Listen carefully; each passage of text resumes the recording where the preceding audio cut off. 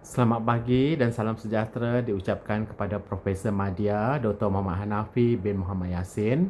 Saya Gilbert Lauren dari Kumpulan 8 akan membentangkan analisis 5 jurnal luar negara yang kami pilih berkaitan dengan teknik yang digunakan dalam pengubahsuaian tingkah laku. Ini adalah jurnal kami yang pertama. Jurnal ini bertajuk Behavior Modification Technique for Autism, a Case Exploration. Jurnal ini ditulis oleh dua pengkaji iaitu Aswati Prasad dan juga Deva Pramod, dan jurnal ini ditulis pada tahun 2020. Jurnal ini bertujuan untuk mengkaji keberkesanan salah satu daripada teknik pengubahsuaian tingkah laku iaitu peneguhan positif dalam usaha hendak memodifikasikan corak tingkah laku negatif seorang kanak-kanak yang mengidap Autism Spectrum Disorder. Kajian ini berbentuk kualitatif dan data yang dikutip adalah melalui pemerhatian, psikoterapi progress note dan juga temu bual separa berstruktur dengan ahli terapi. Dan data-data yang diperolehi dianalisis secara deskriptif.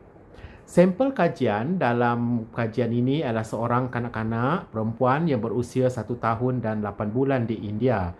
Dan antara sifat ataupun tingkah laku negatif kanak-kanak ini, dia mudah mengamuk, suka mengekalkan tumpuan dan dia sering mengamalkan satu tingkah laku stereotip yang berulang seperti menggeser gigi secara kuat.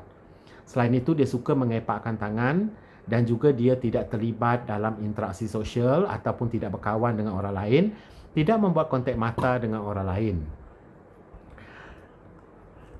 Peneguhan positif yang diberikan kepada kanak-kanak ini melalui kajian ini adalah memberikan ganjaran setelah kanak-kanak ini menunjukkan perlakuan ataupun tingkah laku positif ataupun tingkah laku yang diingini.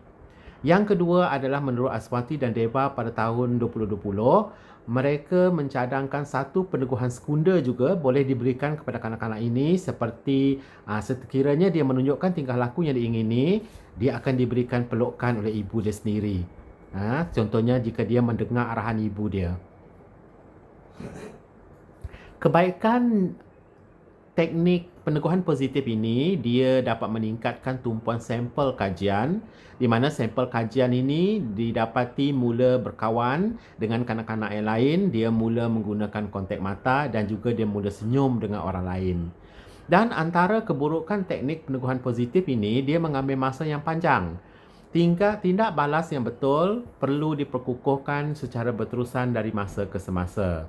Dan cadangan penambahbaikan yang boleh diberikan kepada kajian ini adalah mereka boleh mempelbagaikan teknik intervensi seperti pengaplikasian teknik cerita sosial.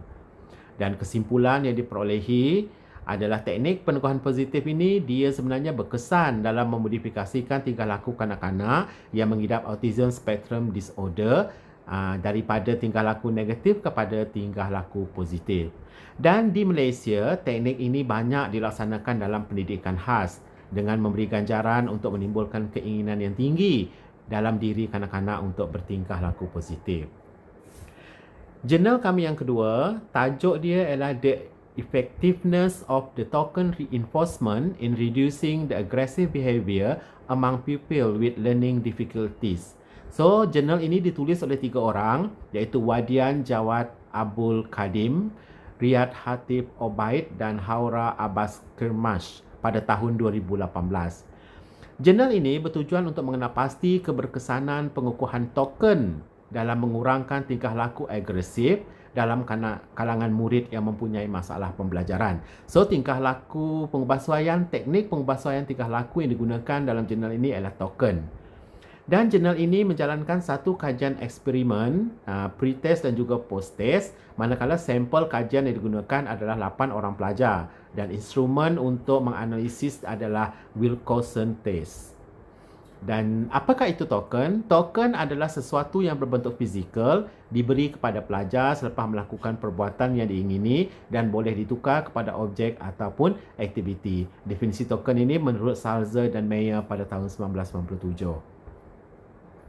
Kebaikan menggunakan teknik token, yang pertama, dia boleh melurangkan perlakuan seperti tidak mengganggu guru, tidak bertukar tempat duduk dari tempat asal dia ke tempat lain, tidak bergaduh dengan pelajar lain dan juga dia melibatkan diri secara aktif dalam kelas. Selain daripada itu juga, dengan penggunaan teknik pengubahsuaian tingkah laku token ini boleh meningkatkan tingkah laku yang sesuai dalam kelas. Program ini boleh dilaksanakan selama 15 sesi.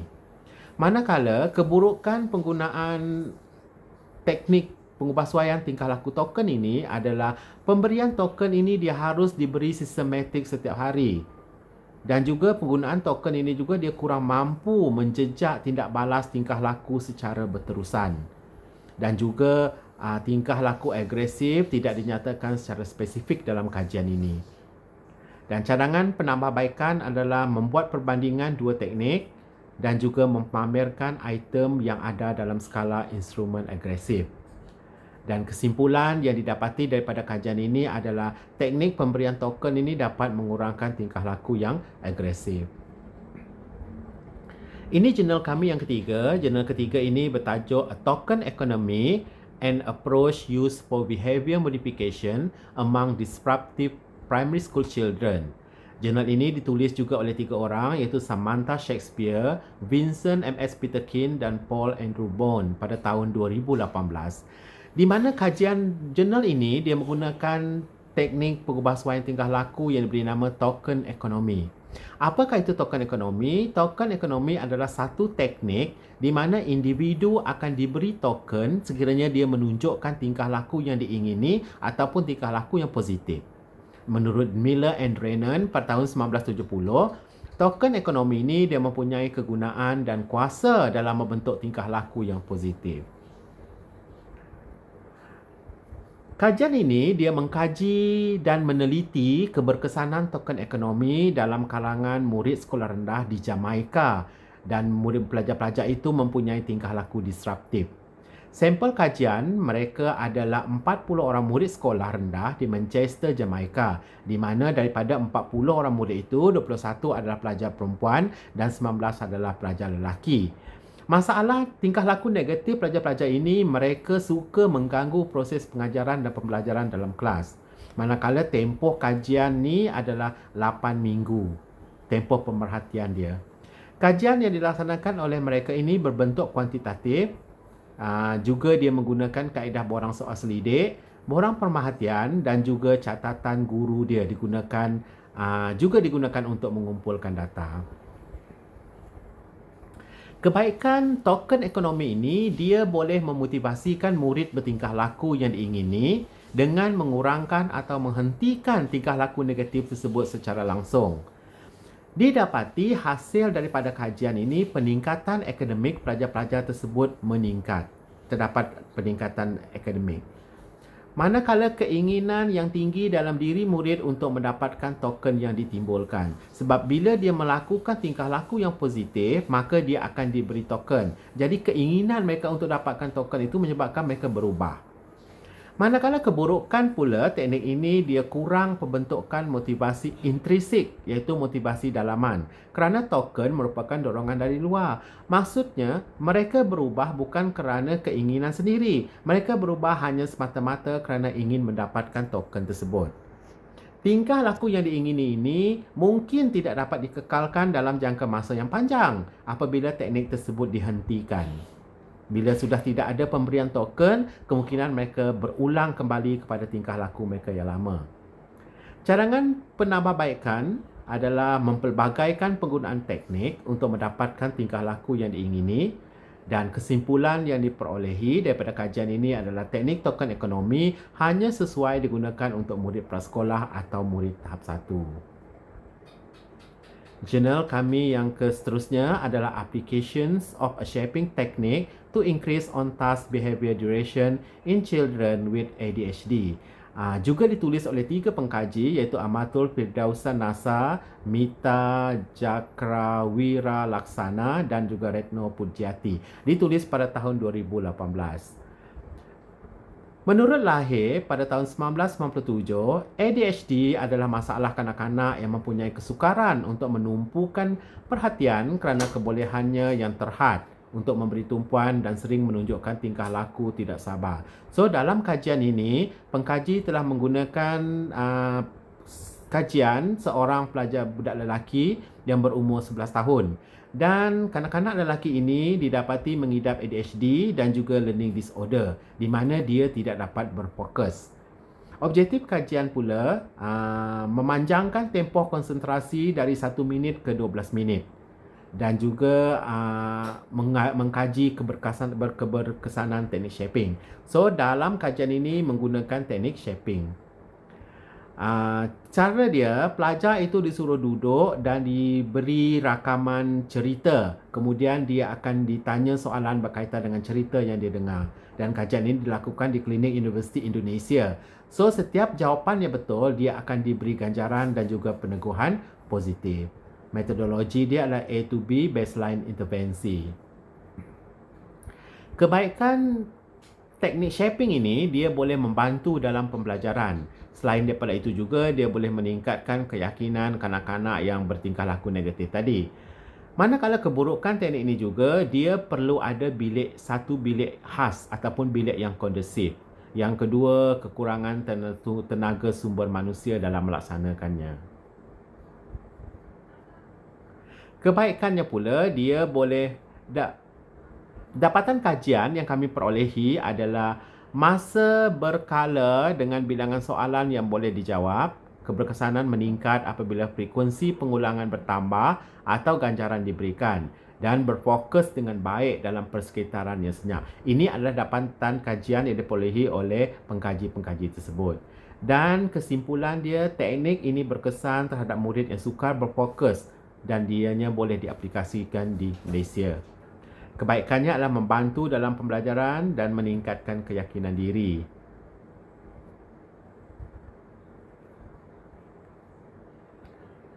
Jurnal kami yang seterusnya adalah Effect of Teachers Praise on Attending Behaviors and Academic Achievement of Students with Emotional and Behavioral Disabilities. So, jurnal ini ditulis oleh 3 orang, iaitu Andrew M. Merkels dan juga, dua orang, John T. C. Taylor. Dan jurnal ini ditulis pada tahun 2016.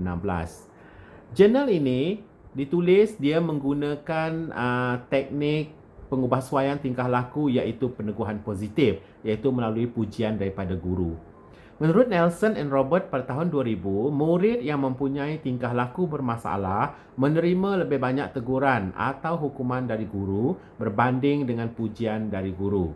So, objektif kajian ini adalah mengkaji keberkesanan pujian terhadap murid yang bermasalah tingkah laku dan emosi, berkesan ataupun tidak. Dan juga kajian ini dia mengkaji kesan pujian ke atas murid yang berbeza umur. Jadi sasaran kajian ini adalah murid-murid yang berusia 6 ke 13 tahun. Dan dapatan kajian adalah daripada Review Literary Education Resources Information Center ataupun ERIC, Info, ProQuest Education Journal dan Google Scholar Databases. Didapati bahawa murid itu bertingkah laku baik apabila ada pujian. Semakin kecil umur dia, semakin berkesan pujian tersebut. Manakala kebaikan yang diperolehi daripada penggunaan peneguhan positif pujian daripada guru ini tadi melibatkan penglibatan murid semakin meningkat dalam kelas apabila semakin kerap guru membuat pujian. Kedua adalah tingkah laku disruptif dapat dikurangkan. Dipercayai juga bahawa pencapaian akademik meningkat sebab lebih ramai murid dapat membaca lebih banyak perkataan. Dan juga kaedah ini lebih berkesan bagi kumpulan murid yang lebih muda. Walau bagaimanapun, terdapat keburukan teknik ataupun kaedah ini, antaranya adalah pengumpulan data individu dalam kumpulan menjejaskan kesan pujian terhadap individu. Dan juga analisis data agak mencabar untuk digeneralisasikan dan juga definisi operasional yang ditentukan tidak jelas. Cadangan penambahbaikan terhadap kajian ini, yang pertama adalah kajian akan datang boleh mengehadkan umur responden serta menentukan strategi yang berbeza semasa guru memberi pujian. Kesimpulan daripada jurnal ini, teknik pujian berkesan dalam meningkatkan tingkah laku positif pelajar EBD. Dan teknik ini juga dapat dilaksanakan dalam pendidikan khas di Malaysia dengan memberi pujian serta maklum balas segera kepada pelajar secara konsisten dalam usaha mengubah tingkah laku negatif pelajar. Sekian saja perbentangan daripada saya. Sekian, terima kasih.